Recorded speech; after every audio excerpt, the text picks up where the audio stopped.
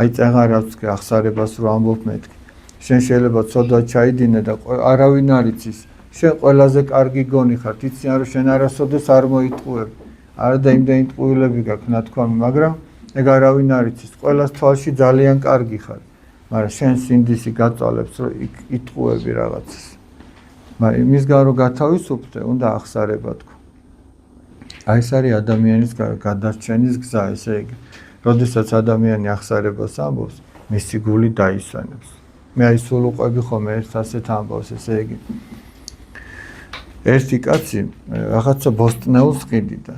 დაუშვათ კომბოსტოს ყიდიდა, რაღაცა ჭარხას ყიდიდა.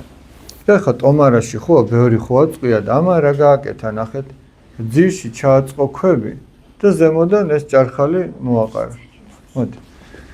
ზემოდან ეს ჭარხალი ბოსტნეული მოაყარა, რატო გააკეთა ეს? თქვენი აზრით.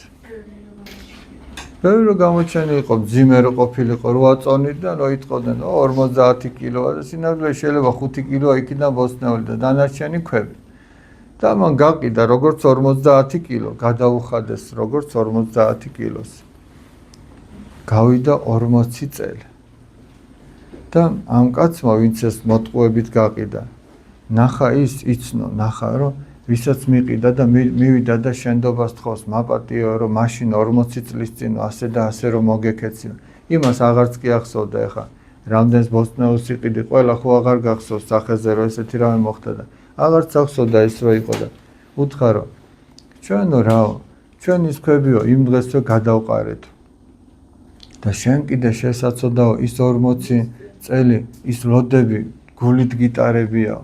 წარმოიდგინე 40 წელი როგორ ტანჯავდა ამას რო გაიხსენებდა რომ აი რა გავაკეთე ეს ფულის გამო სინდისი როგორ გავყიდე გესმით აი სინდისი ქენჯნიდა და აწამებდა აწვალებდა ხო და ერთადერთი საშუალება რომ გათავისუფლდე ეს არის რომ შენდობა ითხოვ ახსარება თქვა და ჩვენ ყველას გვაქვს რაღაც ისეთი რის გამოც შეიძლება ისა ვქნათ ახსარება თქვა ყველას გვაქვს რაღაცა ცოდვა გულის სიღრმეში რო ჩაიხედები შენ თავში რო ჩაიხედები აუცილებლად აღმოაჩენ თუ ვერ აღმოაჩენ ეგ ნიშნავს რომ არ ჩაგიხედი